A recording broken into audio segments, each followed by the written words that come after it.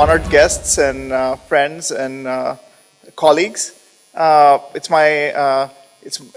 excited to announce our third colon cancer screening campaign, which starts off today. We've seen some really nice take-up of the colon cancer screening, and we are excited to extend this for a third year. And I have some statistics to share with you too.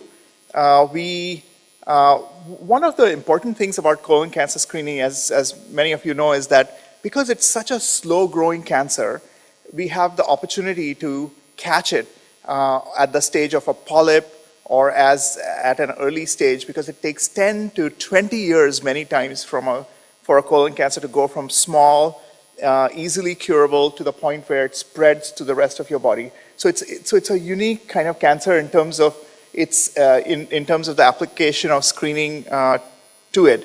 And we also, in addition to that, I think it allows us to emphasize to people in the UAE that it is important to, and we had a very interesting conversation this morning with Dr. Muna about, diet, exercise, all the things that we all know we should be doing, but maybe don't do as much. So I think we hope to, increase awareness of all of these factors.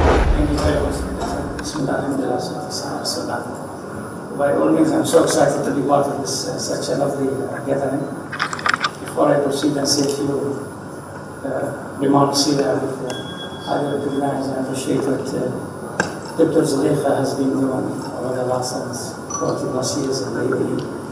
And since day one you came in, you were inspired the whole community about the knowledge and the passion and the love you carry with you to make a difference in people's life.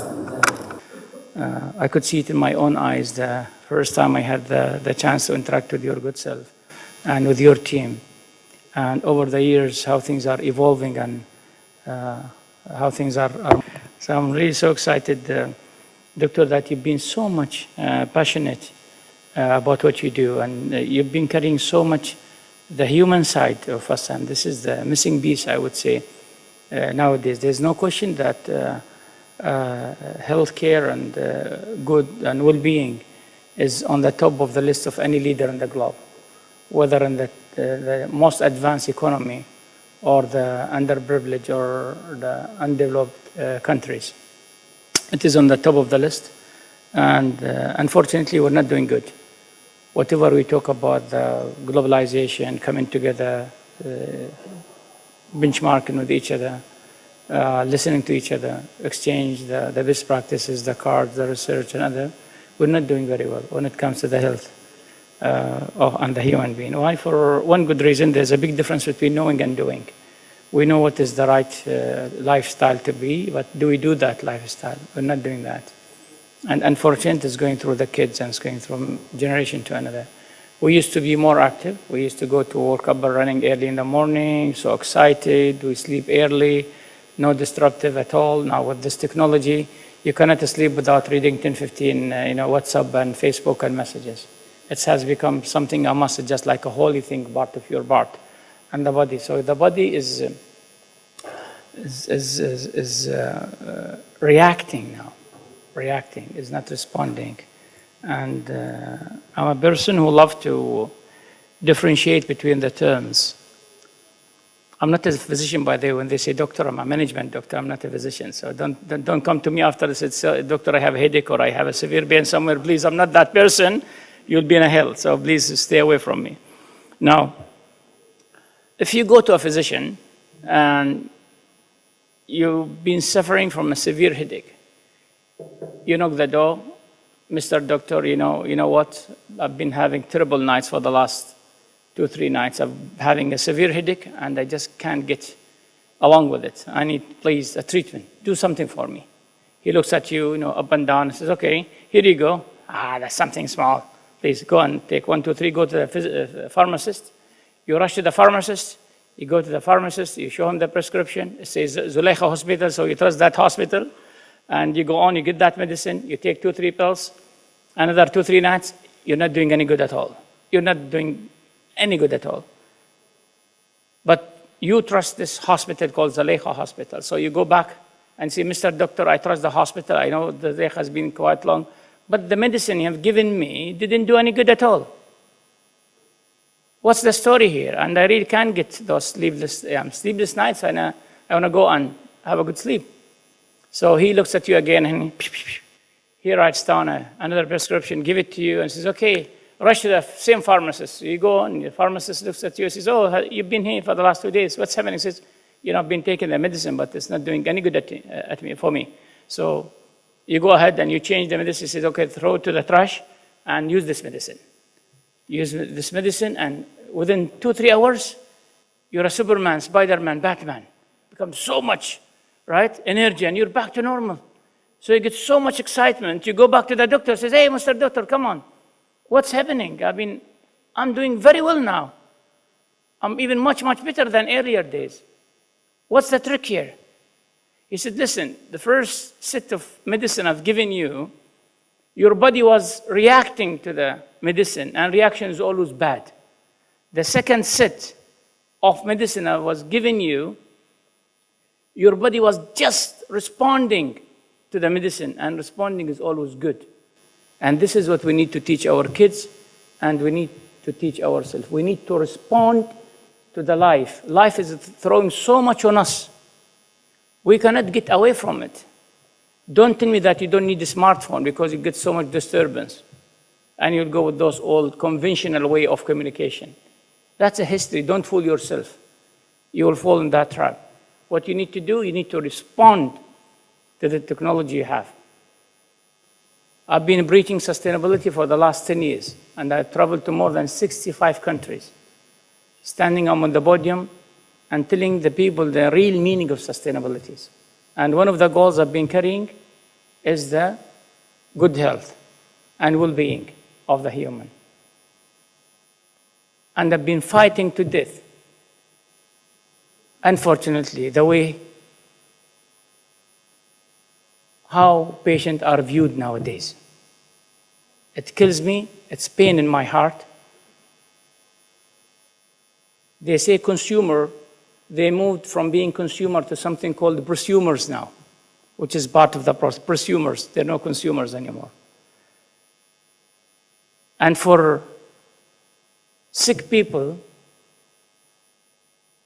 we have forgotten about the human side of us. If you're able to catch the cancer right from the beginning, it takes about from 0 to 10 years just to develop that to severeness. But if you are that person who has that cancer at the early stage, and they tell you, you know what, you don't know that there's a cancer, you need to go for a further checkup. But you know what, your insurance company refused to give you that test, and that test will cost $2,000, $3,000, $4,000. And you can't afford to pay this test. So what happened? That you start carry and develop worse, a severe disease, which will cost the country, fortune to treat you later on because of something called insurance. Because you're not insured, or we're not too sure if you're insured. That's very pathetic. That's very pathetic. We need to start to look at I hate when I go to companies or someone hands me a brochure, corporate brochure, and says corporate vision. I am fighting something called a vision, because this is one of the silliest mistakes you're making here in this part of the world, just copying what's thrown from the West and from the East. You should have a true vision. The true vision gives you a sense of direction. The true vision gives you the human side of you. The true vision gives you that I need your mind as a human, setting goals, strategies, thinking process in this mind, and gives you a sense of direction. I call the true north, which is the heart. And this is what we need to have. This is the missing. So don't fight for something called vision. Fight for something called true vision. Because the true vision gives you the true direction where to go in this life. And the true vision, as I said, consists of your mind. We need your mind, and we need your heart. Your heart carries the human side of you. Your heart carries the principles. Your heart carries timeless fundamentals which it takes you from nowhere to everywhere. And this is what we need to do. God has been so nice with us, Almighty Allah subhanahu wa ta'ala. The way how He's created us. And He has created in us a superpower where it is much better than any physician or doctor in the world can do. I'll give you an example, and then I'll sit down. I know I need to shut up. I know, right? You need to shut me up. That's the last example. You're doing 7, 8 hours a day. You go back home. You have 2, 3 kids. They start rushing to you. Hey, Dad, right? It happens. And they're so excited. They come running. And one of them, just about to reach you, and he or she scrambles and hits herself with the floor and starts bleeding. And she starts crying like hell. Wah! Create that. So what you do, the first thing, all up, and you take her, hug her, and another hug, and within minutes, even though the bleed is there, she's back to normal. I would say somehow, and she will be quiet, at least, from the crying. Because that human touch is needed.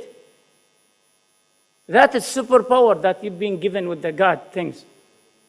And when it comes to the religious too, whether you're a Muslim, Christian, Hindus, whatever, Buddhist, each one of them have their own way of belief. That you have suffering some pain in your body, please put your hand on and start to recitate a few words, and that will go on. And that happens.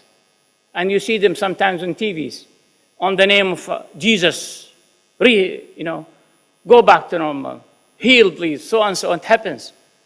And you go to the Holy Quran, do the same thing. And everyone has their own way of doing things, right? That's away from the conventional medicine, isn't it? And somehow we do believe in that. Probably some of us don't believe to a certain extent, but we do in general, right? So there are a lot of things that needs to be incorporated. As I said, I traveled to more than 65 countries for the last 10 years, trying to talk about the real meaning of the human side, what we've been missing on this, the whole piece. And one of my goals, I came up with 21 goals. I'm pretty much supportive of the United Nations 17 development goals, and I've written even a book about that. I came up with my list. I've added another extra goals.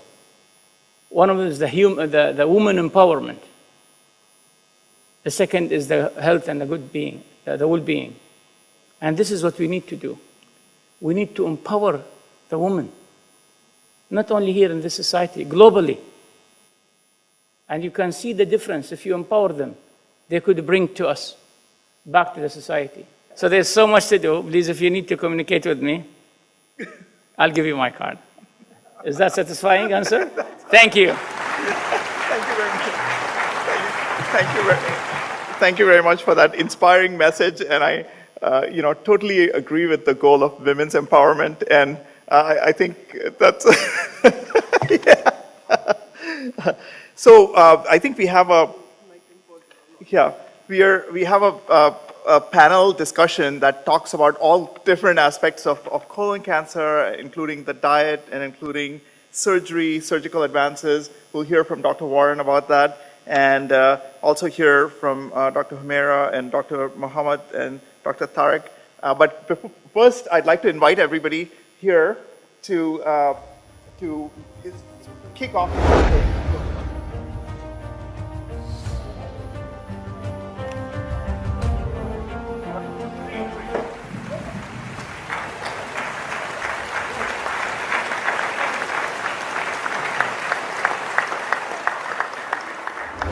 Thank you, everybody.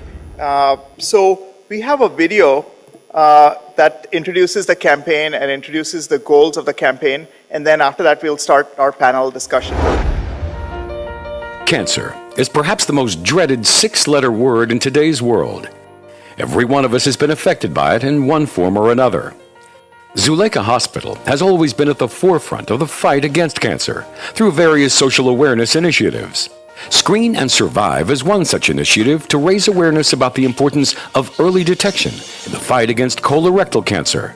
So, what is colorectal cancer? Colorectal cancer is the collective term for cancers found in the colon or the rectum. It typically starts as a growth of tissue called a polyp. Not all polyps become cancer, but certain types of polyps can change into cancer over the course of several years. Colorectal cancer is the second most common cancer diagnosed in UAE and the second highest cause of cancer-related deaths. The most common symptom of colorectal cancer is the occurrence of blood in the stool. Other symptoms include a change in bowel habits, unexplained anemia, weakness and fatigue, unintended weight loss, and frequent abdominal pain. Age is the most important non-modifiable risk factor for colorectal cancer. People with family history of cancer are more susceptible to this type of cancer, while meat-rich food habits, alcohol, obesity, and smoking may also influence the risk of developing colorectal cancer. Colorectal cancer does not discriminate and could affect anyone irrespective of gender and ethnicity. It's often considered as a silent killer, as it shows no symptoms at the onset but gets serious over time. Like any other cancer, early detection is the best way to fight colorectal cancer. When diagnosed early, it provides enough room for effective treatment and successful rehabilitation.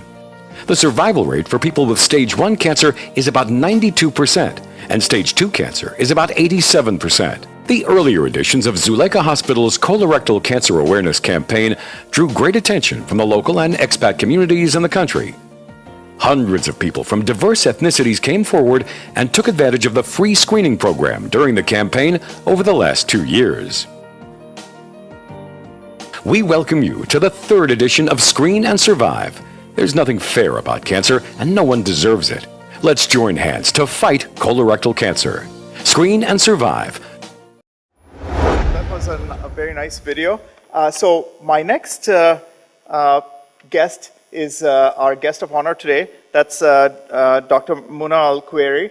And I invite her to the stage to give us some comments and maybe continue the discussion that we were having, very interesting discussion that we were having a few minutes ago about goals and what we can achieve through this campaign and maybe even through 2021. Bismillahirrahmanirrahim. Thank you very much. It is my great pleasure to be here with you today. Just we are talking about the colorectal cancer, and everybody knows the cancer, if it is early diagnosed, it will be the progress and the survival from it will be much higher.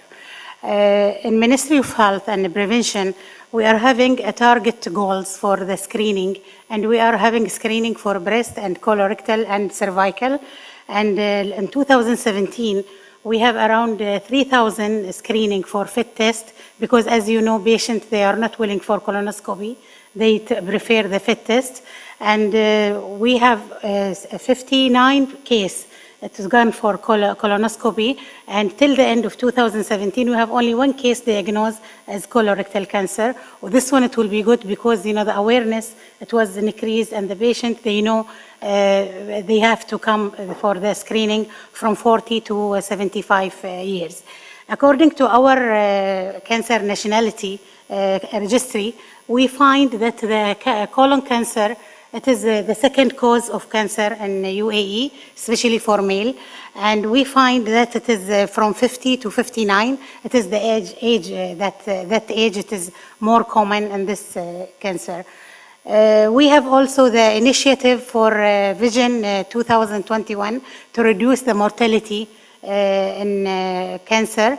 And we are having an executive committee for that, and we are working together with all the entity, Dubai Health Authority and Abu Dhabi Health Authority, Sharjah, NGOs, all of them. We are working together to fight cancer and reduce the mortality from it, and increase the awareness and increase the screening to avoid any early, late stage diagnosis of cancer, especially colorectal. Thank you very much. Thank you for that very nice introduction, Dr. Muna.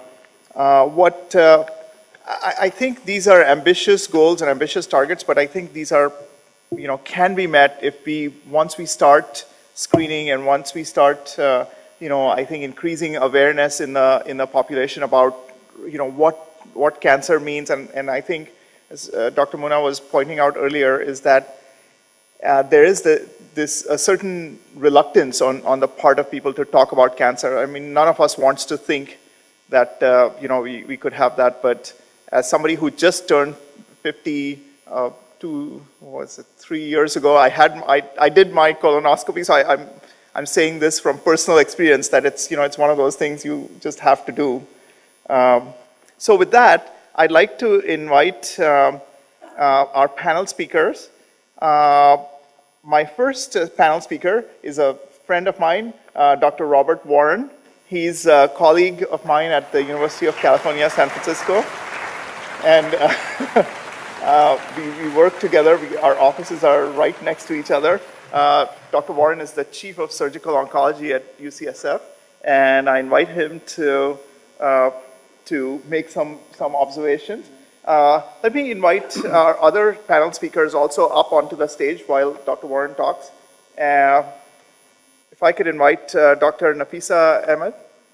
She's a dietitian, and she's going to talk to us about probiotics and prebiotics and which is becoming an increasingly important topic today. And Dr. Humaira Rais. Dr. Humaira is a gynecologist. She's often the first person people approach when they're having symptoms or need counseling. So Dr. Humaira is going to talk to us about risk factors for incidence. And next speaker is Dr. Mohammad Munir Alwab, who's a gastroenterologist, and he's often the person who first encounters the colon and makes that diagnosis. And he's going to share with us some experiences that he has with symptoms and detection of colon cancer, and when is it considered positive in the UAE. And the next panel speaker is my friend Dr. Tariq Al-Khoury. Thanks for joining us. We were talking last night about this subject. I think only a few people spend the evening talking about colon cancer, but we were discussing this. And with that, I'd like to ask Dr. Warren to step up and say a few words about surgery and the role of surgery. Well, I'll make this quite brief.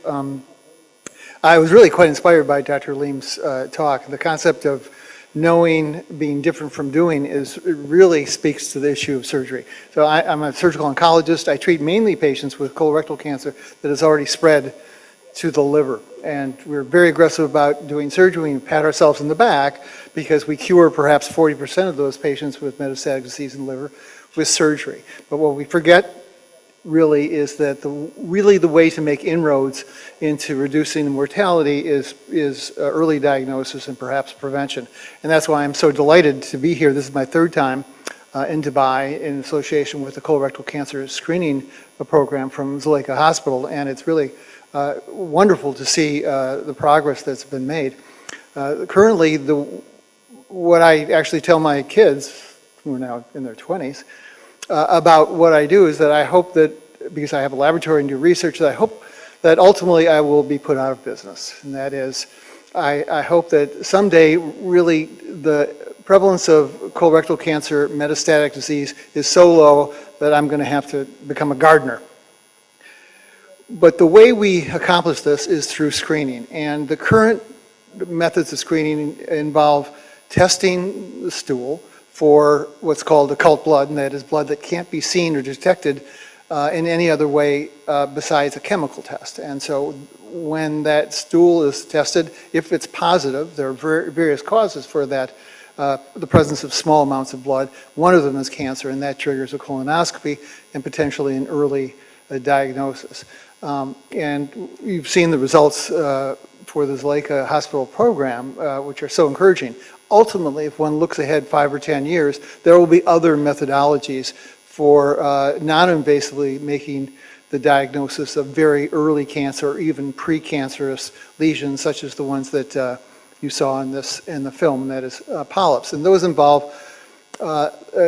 based on the fact that cancer is a genetic disease, which means cancers develop because of mutations in normal cellular genes. And so if one can detect those mutations in a blood test, perhaps one can make the identification of the presence of a cancer or even a precancerous lesion early on, so one can intervene in a less invasive way and prevent the development of cancer. And those tests now actually exist, and I would expect that within 5 years especially because of the Ministry of Health's effort in genomics in humans, that we will be able to apply specific genomic tests in the blood that may be specific for different regions of the world that will allow us to even earlier detect and treat these tumors before they've transitioned from benign to malignant. So I really look forward to coming back in coming years and looking at the progress, and also really would love to participate in the development of more molecular genetic tests for cancer of all types. And thank you again for the privilege of being here today. Maybe we should let Dr. Nafisa talk to us about diet and the role of probiotics and prebiotics. I know there's been a lot of talk. What we think today is that the microbial flora in our body seems to regulate both the likelihood of cancer developing, but also the response to treatments. And there's so many different factors, like whether you're, like apparently in mice, there's been experiments where you could take mice that are overweight and transfer their microbial flora. And so tell us about what's known and what should we be eating? Good morning, everybody, and Assalamu alaikum. Diet plays a very important role in either preventing or in causing cancer, because we are what we eat. It's a very old saying. But our gut flora is also what we eat, because whatever we eat. So a pro-inflammatory diet, which is replete in meats, that is red meat, processed meats, organ meats, and high in sugars and fats, and which lack vegetables and fruits, which are rich in fibers, all these contribute to having or causing, they are risk factors for having colorectal cancer. And opposite of the same, that is having a lot of fruits and vegetables, having probiotics and having prebiotics help a lot in reducing the risk factors. Some of the probiotics, what is probiotics if a person asks? It is a live bacteria or living organism which when ingested helps in changing and repopulating the bacteria that is already present in our body. And prebiotics are the good bacteria promoters. What they do is, because they cannot be digested in our large intestines, our small intestines do not have the enzymes to break down these prebiotics. So they reach the colon undigested. And here, the bacteria that are present in the colon, they act on these prebiotics and they ferment them. So this fermentation products, what we get is the one that is beneficial to the body. So there, for example, the prebiotics examples are like bananas, fermented foods that will act on these bananas. For example, a combination of pre and probiotics. It is very important. They play a synergistic effect in our body in trying to promote the growth of the good bacteria, and also they help in improving the survival, implantation and growth of the new bacteria strains that are in the body. At the same time, they also prevent the growth of pathogenic bacteria, because the foods that we eat, the prebiotic foods, for example, which has fructooligosaccharides, which are present in some foods like onions, leeks, artichokes. We are not familiar with many foods, but these are the foods that normally act as prebiotics. Bananas, chocolates, all these are the foods that help in fermenting by the probiotics. And the probiotics are the foods which are having life cultures. For example, all the fermented foods, which we have been taking since years, but now there is a rage that people think, okay, these are superfoods, but these have been taking from years, people have been taking, it's a routine of taking in their diet. For example, yogurt. Yogurt with a life culture definitely is beneficial. Then we have something called kefir, which is used by Jews and all that. It's a drink. It has a combination of bacteria and yeast.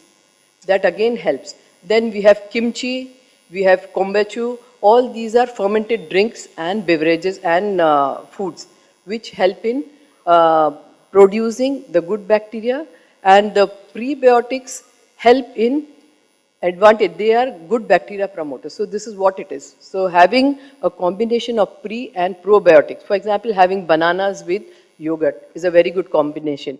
having asparagus with tempeh. Tempeh is a soya paste. It's a cake made normally used by Indonesians. It's a fermented soya product. And miso is by Japanese use it. It's again a fermented soya product. And kimchi is the cabbages. This is fermented cabbage. And sauerkraut. Some people are familiar with this, but now they are available in the market as superfoods. So these can be taken to help in promoting the good bacteria in our body. This is how it will help. So one question that I get asked a lot is like, can you know, people eat yogurt that is bought in supermarkets, but if you make it at home, is that superior, or can you just buy stuff? Yes, definitely making at home is much better because you know you're putting the starter. Nowadays what we get in the market is they're adding milk solids and all, and may not be a true yogurt. Because we get artificial cultures also which can coagulate or break the yogurt. So it is always better to do at home. You should have the live culture. See, and if you are allergic to milk and milk products, then we have cultured non-dairy products also. Like almond milk, soya milk can also be used to make curds by using cultures which are non-dairy. So it is very important to know which foods to buy. Always check the label. Label reading is the best thing to do when buying any product. Let the label reading be your friend. That is what we say always to our patients. Read the label before you buy anything. That gives you an idea of what is good for you and what is not. Thank you. Is there something, you know, I know the UAE has a pretty fast lifestyle and people don't have time to cook and time to, and what, do you have any suggestions for foods that can be used, you know, that can be made quickly? Yeah, like for breakfast, people do not have time. So just, I said like bananas and yogurt with some cereal brand we can take. So you get the prebiotics as well as banana is a probiotic. So, prebiotic. Banana is a prebiotic and yogurt is the probiotic. So a combination of two you are already taking. Same thing with the lunch. Eating regular food itself, a traditional food itself has both probiotic and prebiotic. So sticking to traditional food rather than going for fast food will definitely help to keep our digestive tract in health.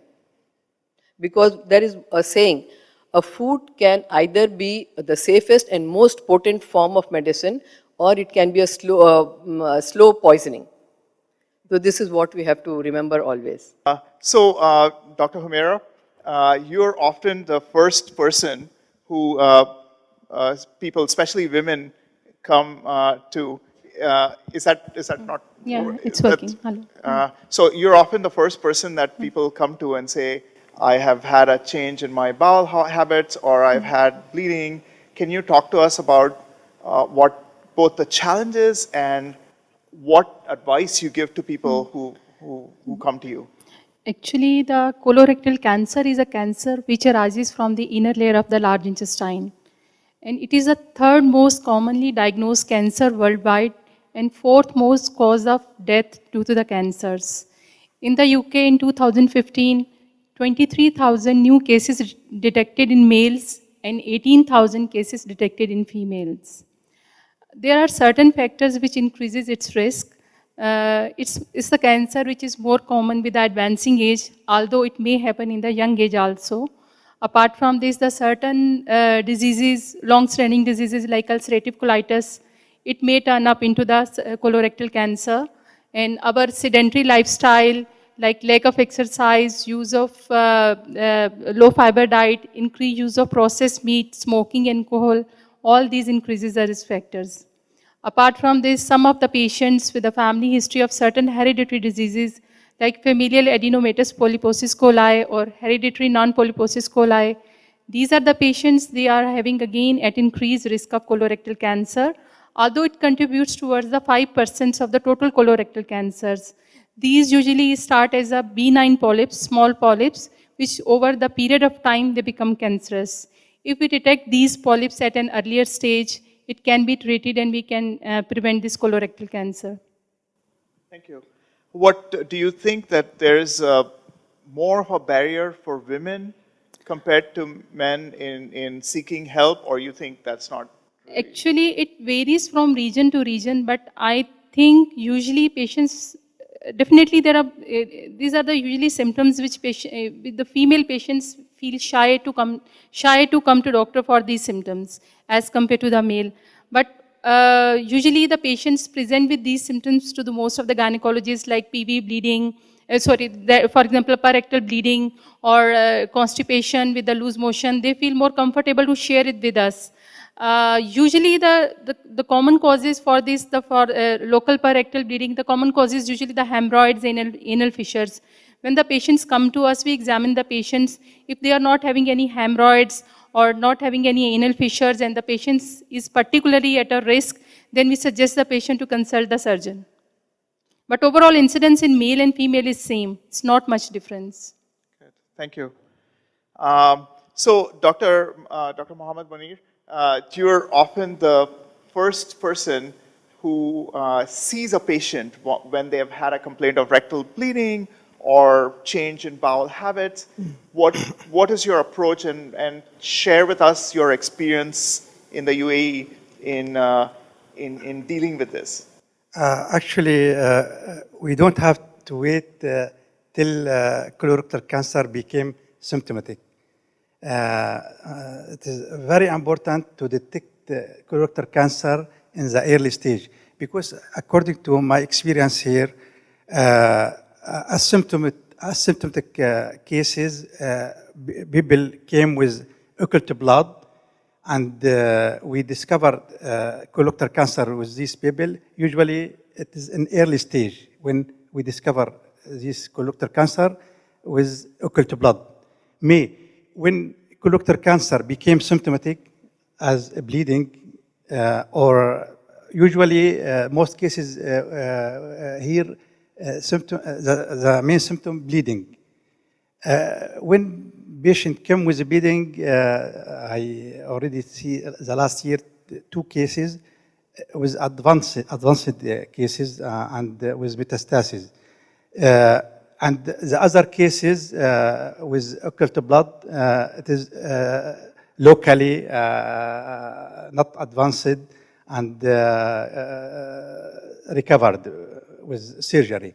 So my message, we don't have to wait till colorectal cancer became symptomatic. Usually there is many symptoms like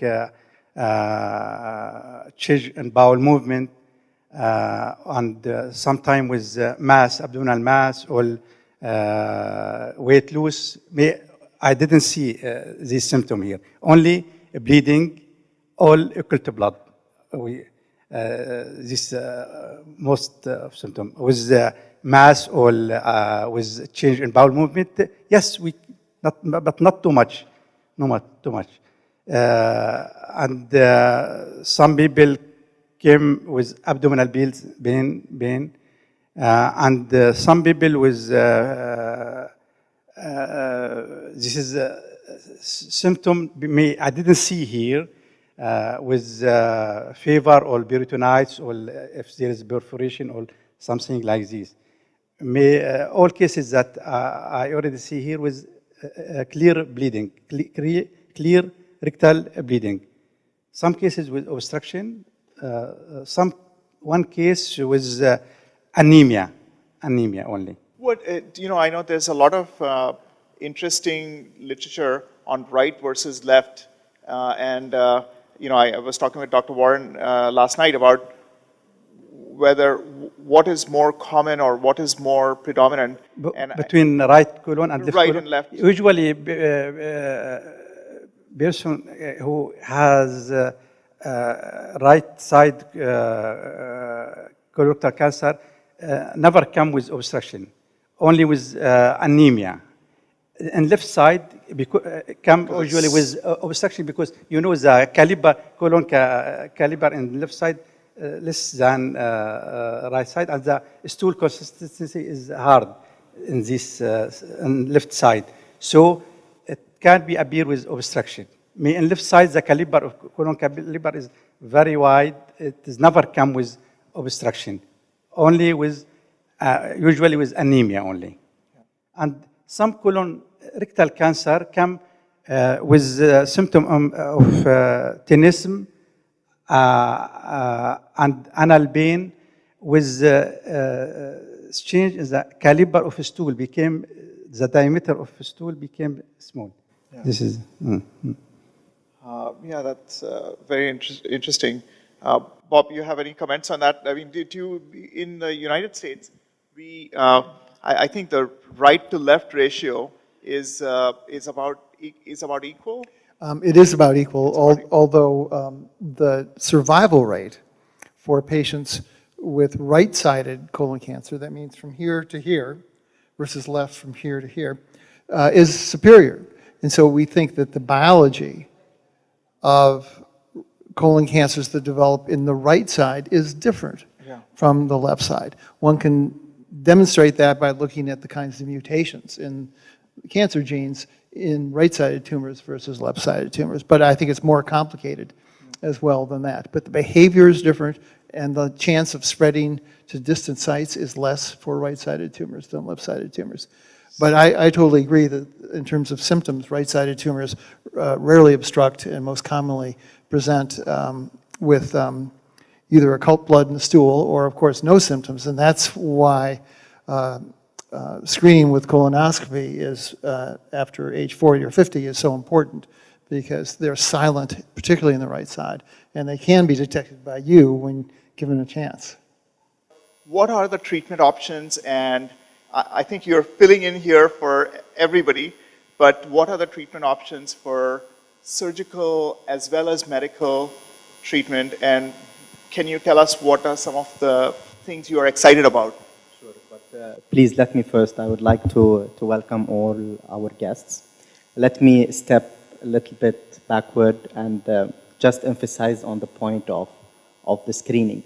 We all know that there is very few kinds of cancer in which screening modalities are established, and they have a very great tool in detecting early stages of cancer, like breast, cervical, and colon. This is what we are doing around the year.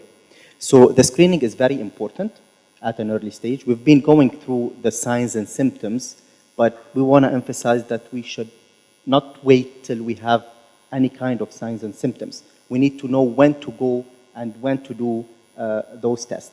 Regarding treatment, as you know, and as Dr. Robert mentioned, early stages can be surgically cured, where the disease is still localized in the lumen of the colon. In the last few years, there has been a lot of development in the chemotherapy era, or even the targeted therapy or the immunotherapy, which is the new up-to-date treatment, and it has been progressing in a very fast way. So honestly, even the patient would not like to reach the step or the stage in which further management is required rather than surgery. Usually surgery are done nowadays, please correct me if I'm wrong, laparoscopically in most of the cases, with less morbidity, mortality, less hospitalization, so the patient can go back to his normal life. But whenever we are finding that the tumor has spread to the nearby lymph nodes or to any other organs in the body, here the systemic treatment is a must. And as you know, chemotherapy was the cornerstone of the treatment. A development has been there in the targeted therapy. And recently, as I told, the immunotherapy, which depends on enhancing the immune system of the body to overcome the tumor. So there has been a lot of progression in such an issue. Thank you. What do you favor? There's talk about these short course regimens, for adjuvant therapy, like using it 3 months versus 6 months. What do you think about that? Are you ready to move to a shorter regimen, or you think you're the longer regimen? We are about to have a new data that we used to think that all colon cancers are the same. All should be treated the same. Even nowadays, we feel that there is a lot of mutations involved in the development of cancer. There is a lot of issues in the prognosis, even right side colon, left side colon.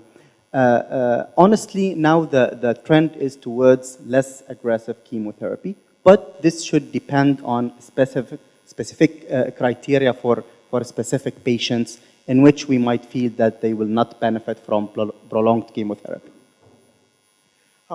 Bob, do you want to comment on what role metastatectomy may play in this new era of genomics and targeted therapies? Sure, but I just actually would want to follow up on your comment, and that is this concept of personalized or individualized cancer therapy is real.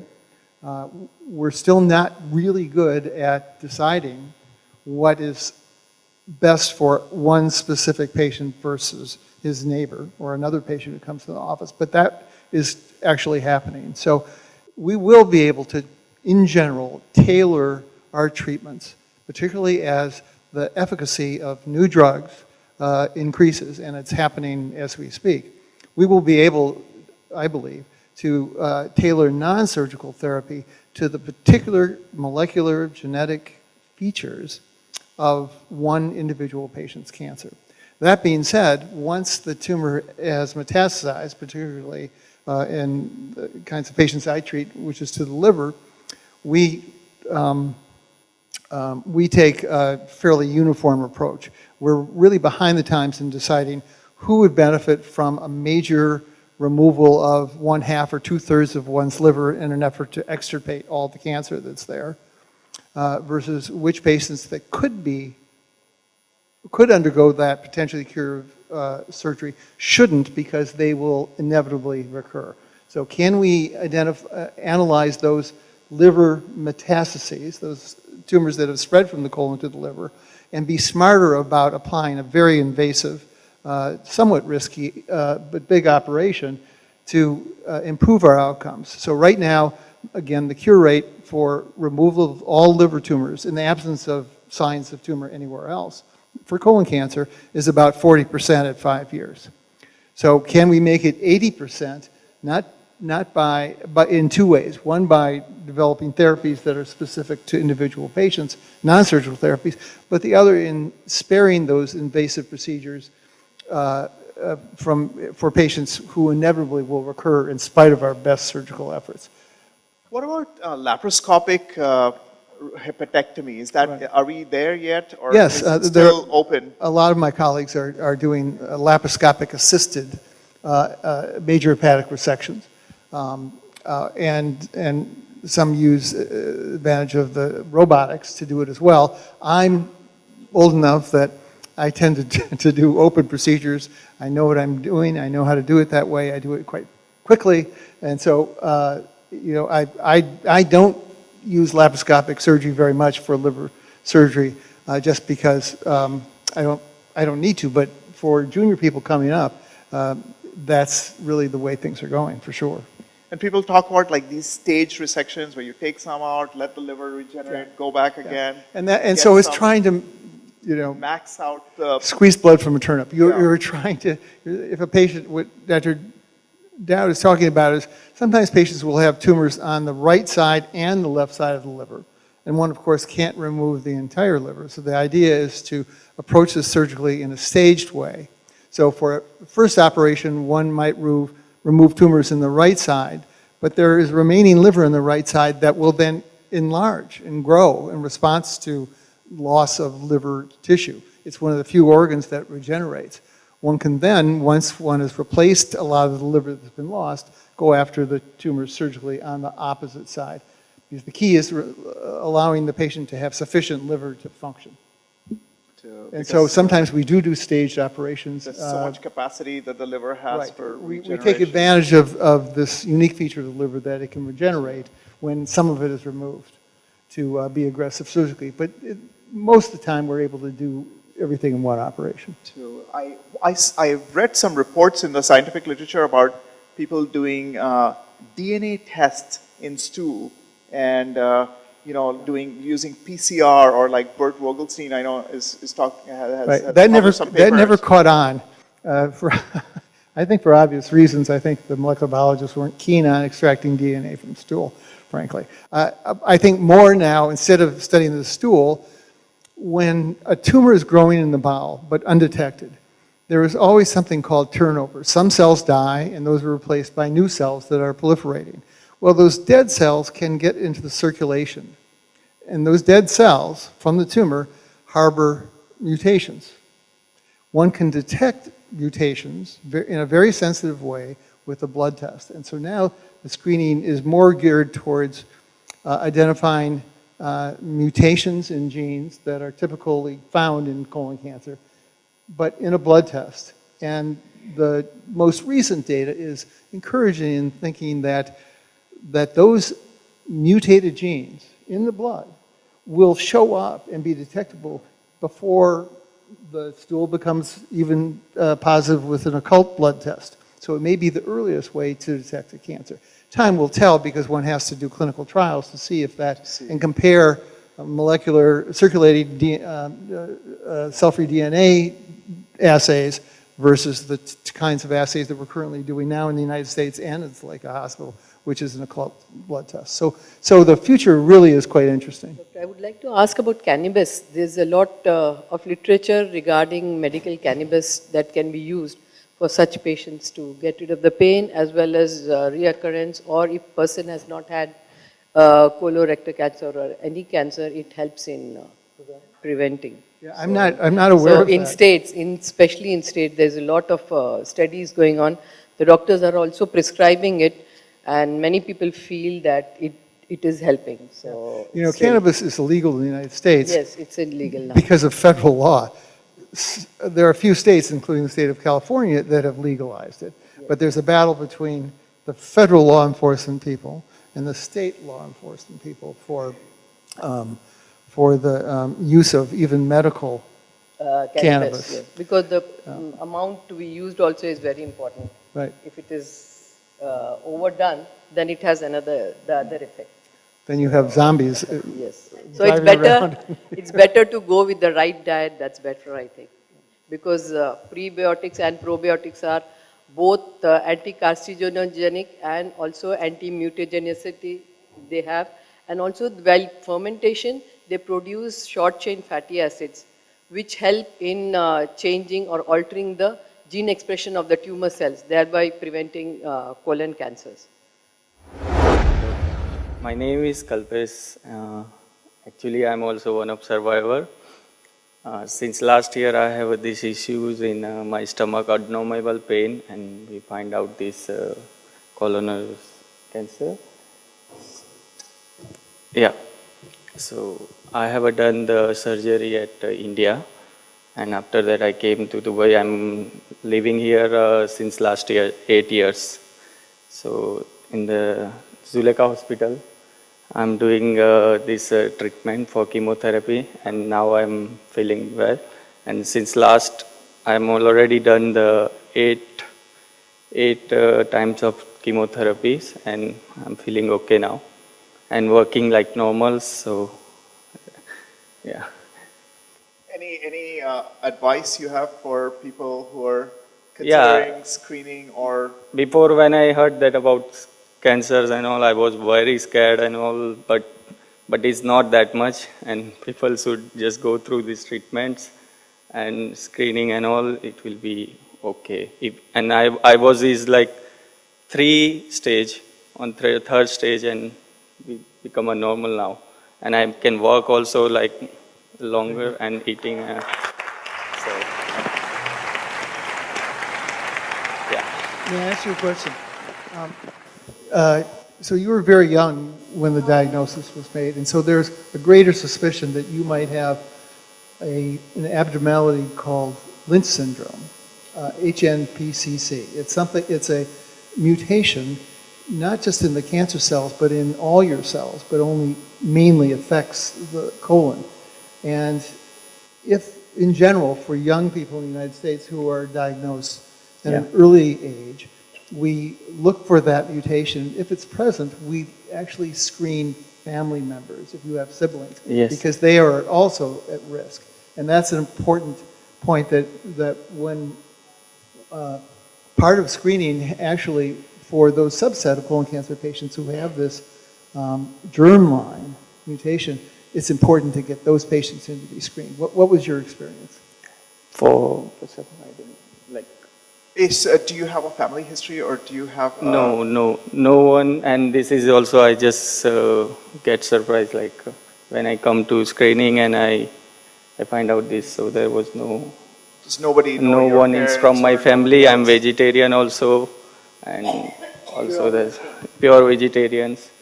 And yeah, So it just came out of the blue. it was totally just for you. before that I don't have any blood or something on my stool or nothing, and I just have abdominal pain, and then I go for screening to gastrology, and then step by step I find out that's CT scan. Then after that I find out this is the causes. So I was alone. That's why I went to the India with the family and did the surgery. Then I'm still working here, so I have to continue working, and also came to Zulekha Hospital, Dubai, to meet Dr. Pranay. And I would like to thank you for him also, because he have given very personally attachment and not make me scared, and he give me a lot of support. So I'm okay, and I can work also well, and can eat and everything. So it's not that much difficult. Yeah. So I would like to say here that cancer is not a death sentence. Yeah. It's a life sentence. It pushes the person to live. And everyone who is having a family history or is having any symptoms, vague symptoms, which we have already discussed, should come for the screening. In the Zulekha Hospital, we are conducting these screening programs in this their free campaign. We are conducting in the month of March and April, in which we are giving the free consultations, and we are doing the free occult blood test, and there are 50% discounts on the further colonoscopies. So any patients who are having a family history or having a symptom, please feel free to come for the early detection. If you don't mind, can you please repeat? Please, I request you, please repeat the whole thing. Thank you so much. So I would like to say that cancer is not a death sentence. Rather, it's a life sentence. It pushes one to live. So any person who are having the symptoms or having the family history, please feel free to come for the screening. And we are conducting the campaign in the Zulekha Hospital in the month of March and April, where we are giving the free consultations, and we are doing the free occult blood test, and there are 50% discounts on the colonoscopies. Yeah. Great. Okay. Thank you. Thank you very much. Thanks for sharing that story. So with that, I'd like to maybe ask our panelists to give us one final thought for this afternoon. I know everybody's been very patient so far, but starting with Dr. Nafisa, what would you? My home take message will be eat healthy, do more physical exercise, and keep your weight as less as possible on the lower rank of BMI. So that will help you to prevent. Eat healthy. That is the most important thing you should do. And introduce more of probiotics and prebiotics in your diet. And I guess one message beyond everything you've heard over and over is that most of the time, beyond diet, cancer is not your fault. It's not something to hide or be embarrassed about. It in fact, is in the United States and worldwide, it's the second most common cause of death, just below heart disease, in the West at least. And so it's not something to be shamed about. It's something to face and get beyond. We have many success stories around us, which because of that we can rely on our screening methods and the treatment modalities. So any patient who are having symptoms, please should come for the screening. My message, we have to discover colorectal cancer before becoming symptomatic. So early screening is very important. Actually, I'm looking this year forward to increase the number of those who will come for the screening. It was several hundreds. I hope it will double or even more, so we can spread awareness among the society here in the United Arab Emirates, so everyone above 40 could get the benefit of this program. And I think taking up from what Dr. Tariq said, I think a good goal for us this year would be 1,000 or more screened, because I feel like we are there. We've increased about 50% from 2016 to 2017. I think this year we are hoping, and I think with all of your help, to get the message across to people, not to wait till they have symptoms, but to go and get it. It's easy. Maybe it takes 10, 15, 20 minutes to do, and then that's it, you're done for the year. So please get the message out. I think we can reach 1,000 people. With that, I'd like to just thank all the panelists. Thank you all for coming here, and look forward to doing this next year.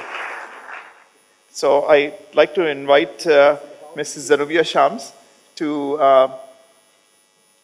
say a few words about... Starting off, I'd like to thank all our guests for being here today.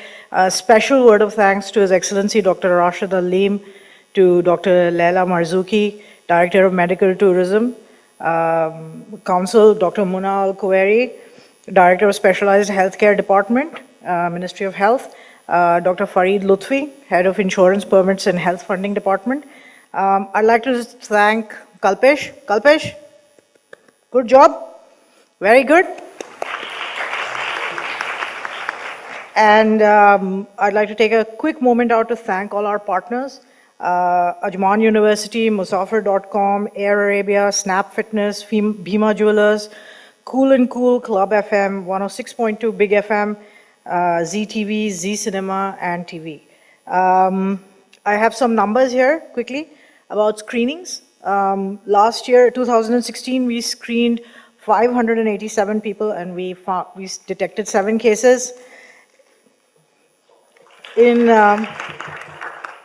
2017, we screened 728 cases and 9 were detected. I'm hoping this year, as Dr. Daud said, hopefully we'll screen 1,000 cases and we'll detect many more. So there's always something to look forward to. I'd like to thank all the doctors on the panel. Dr. Nafisa, Dr. Humera, Dr. Munir, Dr. Tariq, thank you all for taking out your time to come here and be here with us today. All your information and advice is extremely valuable. I'd like to take a special moment out to thank Dr. Robert Warren, my good friend, and he's come all the way from San Francisco to be here with us for this event. He's been its supporter since its inception, and I can't imagine how this would be without him. Of course, I'd like to thank Dr. Adil Daud. So he's my brother, for those of you who don't know, and a supposedly invaluable member of my family, but something. And last but not least of all, of course, I'd like to thank Dr. Zulekha Daud, without whom none of us would really be here. So thank you so much.